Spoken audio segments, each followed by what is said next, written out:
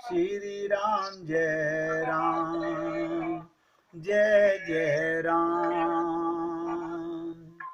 श्री राम जय राम, जय जय राम।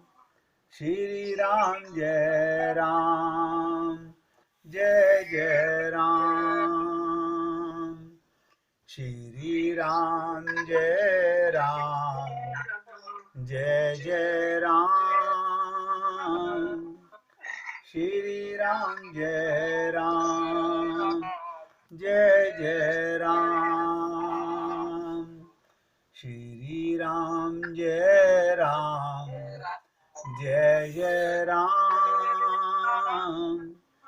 श्री राम जय राम, जय जय राम। श्री राम जय राम, जय जय राम। श्री राम जय राम, जय जय राम। सभी भक्त लोग बहुत एकाग्रचित से सुनिएगा। मदन बोलवे जी की माता जी ने क्या कहा? जब प्रभु का प्रेम से स्मरण करके फिर कार्य करना, इसमें अभिमान कभी नहीं आएगा। यानी भगवान का स्मरण करने के लिए आप लोगों को याद होगा कि रामचरितमानस में एक लंकिनी हुआ करती थी। रावण की लंका की रक्षा करने वाली लंकिनी। जब भगवान का संदेशा लेकर हनुमान जी लंका पहुंचे और उनकी भेंट लंकिनी से हुई, तो हनुमान जी ने क्या करा? जब उन्होंने उसको रोका, खाने की तैयारी की, हनुमान जी ने एक घूंसा लंकिनी को मारा। लंकिनी का अभिमान, उसका अहंकार चला गया, अभिमान जाता रहा। और घूंसा लगते के साथ ही, ये घूंसा क्या था? एक पल का सत्संग, संत का मिलना। लंकिनी ने क्या कहा? प्रवीश नगर कीजे सभी काजा, हृदय राख कौशलपुरी राजा। हे हनुमान, जाइए प्रभु राम को हृदय में रखकर प्रत्येक कार्य कीजिए। आप बहुत सोचिएगा, मैं आप सब लोगों से रोज निवेदन करता हूं, कुछ भी कीजिए, ध्यान में रखना सदा भगवान रहते साथ में। जब प्रभु का प्रेम से स्मरण करके फिर कार्य करना, यह आदत डाल लीजिए। कार्य कोई भी करो, भगवान का स्मरण करके करो। इस स्मरण का क्या मतलब? प्रभु जी, ये आपका कार्य है, आपकी कृपा से हो रहा है, इसमें मैं कर्ता नहीं बन रहा, मैं करने वाला कोई नहीं हूं। क्योंकि हम कर्म करके कर्ता बन के अभिमानी हो जाते हैं। हमारा अभिमान कैसे गलेगा? क्योंकि मैंने अपने आप को कर्ता मान लिया है। और गाते क्या है? करते हो तुम कन्हैया, मेरा नाम हो रहा है। सोचिए इन बातों को। एक छोटी सी बात मैंने कहा, बस प्रभु का स्मरण जैसे मर्जी कीजिए। राम का ध्यान कीजिए, सीता का ध्यान कीजिए, महाविष्णु का ध्यान कीजिए, लक्ष्मी जी का ध्यान कीजिए, कन्हैया का ध्यान कीजिए, राधा जी का ध्यान कीजिए, अपने गुरु का ध्यान कीजिए, मगर कीजिए। तो भाई जी 40 वर्ष हो गए। देखिएगा, मदन मोहन मालवीय जी के शब्द आपको बता रहा हूं। बोले 40 वर्ष हो गए, जब जब मैं स्मरण भूला हूं। एक एक शब्द ध्यान देना। जब जब मैं प्रभु का स्मरण भूला हूं, तब तब असफल हुआ हूं, अथवा सफल ही सफल रहा। इस पवित्र मंत्र का आप भी फायदा उठाएं। अब देखिएगा, मदन मोहन मालवीय जी तो अब नहीं हैं। उनकी मां का दिया हुआ ये मंत्र, जो उन्होंने हनुमान प्रसाद पोद्दार जी को कहा, आज मैं ये सेवक आपके सामने कह रहा हूं। सफलता और असफलता कहाँ पर है? भगवान का काम मान करके करने वाला सदा सफल होगा। कितनी बड़ी बात, जब जब मैं स्मरण भूला, आप ये नोट कर लीजिएगा, जैसे भगवान को अपने साथ नहीं महसूस करते, हम पाप ही करते हैं। पाप और पुण्य की परिभाषा क्या है? भगवान का ध्यान करके कर्म करना पुण्य है। भगवान को छोड़कर आप पुण्य नहीं कर सकते, वो पाप ही होगा, उसमें अभिमान ही आएगा। हनुमान प्रसाद पोदार जी ने उस मंत्र का खूब फायदा उठाया। उनके परिवार एवं उनके सहस्त्रों लोगों ने भी उस पावन मंत्र का खूब लाभ उठाया। किसी भी कार्य के आदि में, मध्य और अंत में नारायण नारायण नारायण, राम सुखदास जी यही उच्चारण करते थे, नारायण नारायण नारायण। स्मरण करने वालों की अवश्य लाभ होता है। ये तो मैंने एक नाम कहा। आपको जिस हृदय से, जिस भाव से भगवान का प्रेम आपके हृदय में आवे, कोई नाम नहीं, प्रेम से लिया हुआ हर नाम भगवान का नाम है। जिसमें आपको प्रसन्नता महसूस हो, जिसमें अपनापन लगे, वही नाम भगवान का नाम है। सोचिए, ये छोटी छोटी बातें मैं आपसे रोज करता हूं, किस लिए? सिर्फ इसलिए, क्या स्मरण करने में किसी का कोई अहित हो रहा है? क्या किसी का कोई व्यापार जा रहा है? केवल भगवान का प्रेम हृदय में रख के किया हुआ कार्य ही पुण्य कहलाता है। अन्यथा कुछ भी कीजिए, अगर आपके जहन में भगवान का चिंतन नहीं है, स्मरण नहीं है, और ऐसा कोई धर्म नहीं बना जो स्मरण भक्ति की चर्चा ना करता हो।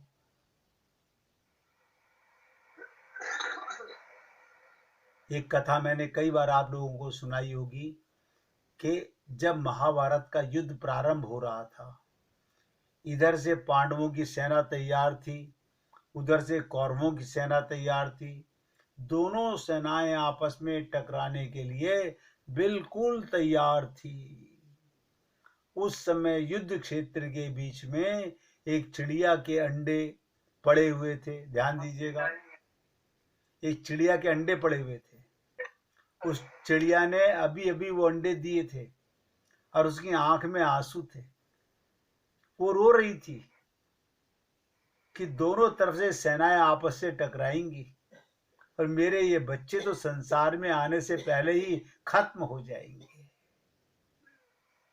उस चिड़िया ने इस दुख की घड़ी में, एक एक शब्द ध्यान दीजिएगा, इस दुख की घड़ी में भगवान का स्मरण किया। हे प्रभु, जिसकी कोई नहीं सुनता उसकी आप सुनते हो। देखिएगा, उस छोटी सी चिड़िया ने भगवान से प्रार्थना की, प्रभु अब तो आप ही कुछ कर सकते हो। उसी समय युद्ध प्रारंभ हुआ, दोनों सेनाएं परस्पर टकराई, महाभयंकर युद्ध हुआ, बड़े बड़े महारथी युद्ध में मारे गए। चारों तरफ सैनिकों की लाशों के ढेर थे। महाभारत युद्ध के उपरांत अर्जुन के रथ को लेकर भगवान श्री कृष्ण कुरुक्षेत्र की भूमि से निकलकर जा रहे थे। पांडव युद्ध जीत चुके थे। ध्यान से सुनिएगा, 18 दिन का युद्ध समाप्त हो चुका था। भगवान अर्जुन के रथ को लेकर जा रहे थे तो नीचे भूमि पर एक रथ का घंटा पड़ा हुआ था। भगवान के हाथ में घोड़ों को हाँकने वाला चाबुक है। भगवान ने उस पड़े हुए घंटे पे जोर से चाबुक को मारा तो घंटा पलट गया, और जैसे ही वो घंटा पलटा, उसके अंदर से चिड़िया के नन्हे नन्हे फुदकते हुए बच्चे बाहर निकले और उड़कर वहां से चले गए। ये देखकर अर्जुन को बड़ा आश्चर्य हुआ। अर्जुन भगवान से बोला, हे केशव, ये मैं क्या देख रहा हूं? इतना भीषण युद्ध जो ना पहले कभी हुआ और ना आगे होने की संभावना है। ऐसा ये भीषण महाभारत युद्ध जिसमें भीष्म पितामह, कर्ण, गुरु द्रोण जैसे योद्धा नहीं बचे, इस युद्ध में दुर्योधन जैसे बलशाली नहीं बचे। ऐसे भीषण संग्राम में इन चिड़िया के बच्चों की रक्षा किसने की? सोचिए मेरे भाई। भगवान मुस्कुराने लगे और बोले, अर्जुन अभी भी नहीं समझा? अरे पगले, जिसने तुझे बचाया है उसने ही इन्हें बचाया था। अर्जुन सोच रहा था कि मेरे रथ पर तो भगवान है, लेकिन चिड़िया के स्मरण में भगवान थे। इसलिए मैं आपसे निवेदन करता हूं, हमारे गुरुदेव कहा करते थे कि सुमिरन कर ले मना, छिन छिन राधा रमना। सुमिरन कर ले मना, छिन छिन राधा रमना। बताइएगा, केवल भगवान का स्मरण, कुछ नहीं जा रहा। अभी मदन मोहन मालवीय जी की आपने बात सुनी, सोचिए इन बातों को। परमात्मा कितनी कृपा कर रहे हैं हम पर, और हम लोग उस परवरदिगार, उस सृष्टि के रचयिता, उस सब के पिता को केवल ये गा के रह जाते हैं, त्वमेव माता च पिता त्वमेव, तुम ही माता और तुम ही पिता हो। है कोई संसार में ऐसा जो माता और पिता एक ही हो? परमात्मा को देखो। लेकिन उसका स्मरण करना भूल जाते हैं। बस पाप का और कोई कारण नहीं है, दुख का और कोई कारण नहीं है। हमने एक ही त्रुटि की। वो क्या त्रुटि की? हम भगवान का स्मरण नहीं कर सके। हम 24 घंटे माया का स्मरण करते रहते हैं, परिवार का स्मरण करते रहते हैं। क्या परिवार का स्मरण नहीं करना चाहिए? करना चाहिए। माता को भगवान मान के स्मरण कीजिए, पिता को भगवान मान के स्मरण कीजिए। जिसको भी याद करते हो उसमें भगवान के बिना उसका कोई अस्तित्व नहीं है। मैं तो आप लोगों से निवेदन कर रहा हूं, अच्छा लगे तो जीवन में उतारिए। अब एक और विचित्र चर्चा आपके साथ करना चाहता हूं और निवेदन कर रहा हूं, पूरी ताकत लगा के समझिएगा। दिव्य प्रेम क्या है? दिव्य प्रेम किसे कहते हैं? दिव्य प्रेम के मायने क्या हैं? इसको समझने के लिए हमें दो शब्दों का अंतर समझना पड़ेगा। एक होता है काम, एक होता है प्रेम।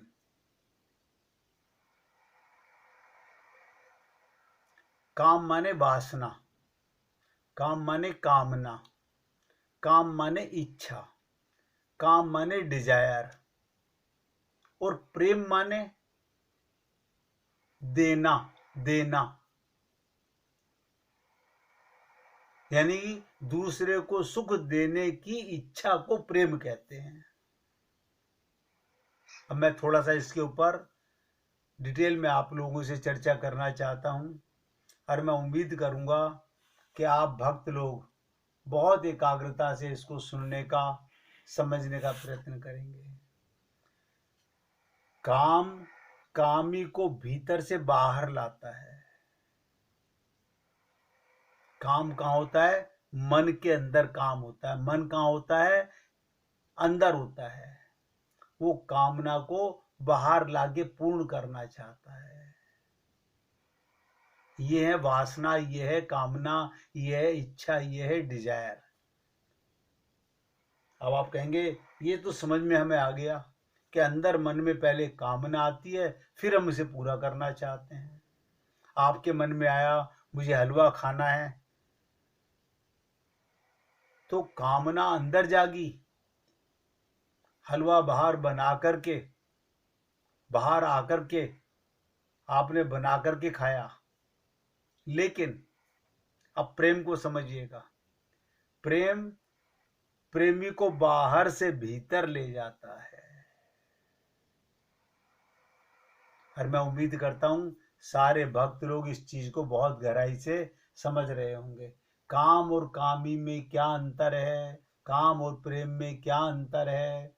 काम भीतर से बाहर लाता है और प्रेम बाहर से भीतर ले जाता है, अंदर आनंद देता है। सोचिएगा, अंदर आनंद देता है। काम में अशांति है, एक एक शब्द पे ध्यान देंगे सभी भक्त लोग। वासना में अशांति है, प्रेम में शांति है। बहुत मन कर रहा है कुछ खाने का, खाने के बाद में अशांति महसूस होगी, दुख महसूस होगा। लेकिन प्रेम में शांति महसूस, आहा मजा आ गया, आज अपने भगवान की लीला का चिंतन किया, मैं डूब गया भगवान के प्रेम में। ऐसा हमारे साथ सत्संग में क्यों नहीं होता कि हम इतना डूब जाएं भगवान के प्रेम में। इसलिए मैंने कहा काम कामी को भीतर से बाहर लाता है, प्रेम प्रेमी को बाहर से भीतर ले जाता है। काम में अशांति है, प्रेम में शांति है। और डिटेल में बोलूं, सब नोट करेंगे हृदय में। काम का परिणाम दुख है, प्रेम का परिणाम सुख है। प्रेम पाना कष्टदायक तो है, लेकिन आगे आकर आनंद सुख ही सुख देता है। काम विकारी है, प्रेम निर्विकारी है। काम नाशवान है और प्रेम अविनाशी है। काम जड़ की तरफ ले जाता है और प्रेम अविनाशी परमात्मा की तरफ ले जाता है। इससे ज्यादा और क्या समझेंगे। प्रेम आत्मा है, यानी आप आत्मा हैं, प्रेम हैं। क्यों? आप प्रेम के ही तो अंश हैं, परमात्मा के ही तो अंश हैं। सभी भक्त लोग बहुत ध्यान से सुनिएगा। प्रेम आत्मा है और काम अनात्मा है। ये शरीर की इच्छाएं आपकी इच्छा नहीं है, ये नाशवान है।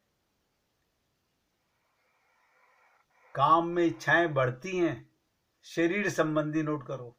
और आप लोगों ने देखा होगा, काम से इच्छाएं बढ़ती हैं शरीर संबंधी, अब प्रेम में इच्छाएं मिटती हैं। जो भगवान का प्रेमी होगा वो निर्विकार हो जाता है। उसके मन की इच्छाएं, सांसारिक वासनाएं सब समाप्त हो जाती हैं। कौन है जो नहीं चाहता? आप और हम लोगों को आज एक नई चीज पता चली, हम क्या हैं? प्रेम के अंश हैं। अरे नेचुरली है, परमात्मा कौन है? प्रेम है, वही आनंद है और हम उसके अंश हैं। लेकिन हम लोग नहीं समझ पा रहे इन बातों को, हम लोग नहीं समझ पा रहे। क्या कारण है? हमने अपने आप को शरीर माना है। अब बताइएगा, आपको इतनी आनंद प्राप्ति की बातें मैं रोज आपके साथ चर्चा करता हूं केवल इसीलिए क्योंकि आपको भगवान ने कृपा करके इसी आनंद को पाने के लिए मौका दिया है। लेकिन हम लोग उस आनंद को छोड़कर, उस परमानंद को छोड़कर, उस प्रेम को छोड़कर शरीर के प्रेम के लिए, शरीर की कामना के लिए, शरीर की वासना के लिए, शरीर को दुख देने वाली चीजों की ओर हम लोग चल रहे हैं। इसलिए सभी पुण्य आत्माओं से निवेदन करूंगा, कि काम और प्रेम को समझने का प्रयत्न करें। अपने को शरीर मत माने, अपने को आत्मा माने। हैं आप आत्मा, मेरे कहने से नहीं। आप सदा आत्मा थे, आत्मा हो और आत्मा ही रहोगे। बस आत्मा को भूलते के साथ ही आप शरीर में आ जाते हो, और शरीर का भान होते के साथ ही आप दुख स्वरूप हो जाते हो, वासना स्वरूप हो जाते हो, अभिमान स्वरूप हो जाते हो, कलंक सहित हो जाते हो, और 84 लाख योनियों में आप और हम लोग इसी प्रकार भटकते रहते हैं। बहुत कठिन नहीं है, भगवत प्राप्ति के लिए इतना सरल मार्ग है। बस संकल्प की कमी है, इस गूढ़ तत्व को जानने की कमी है। इसलिए हे पुण्य आत्माओं, मैं आप सबसे निवेदन कर रहा हूँ, आप साक्षात्कार उस परमात्मा प्रेम स्वरूप के आत्मा प्रेम स्वरूप हैं। इसलिए अपने स्वरूप को पहचानिए, अपने आप को जानिए, और उस भगवत प्रेम को पाने के लिए कटिबद्ध हो जाइए। हर एक मिनट कीर्तन कीजिए। हरे कृष्ण।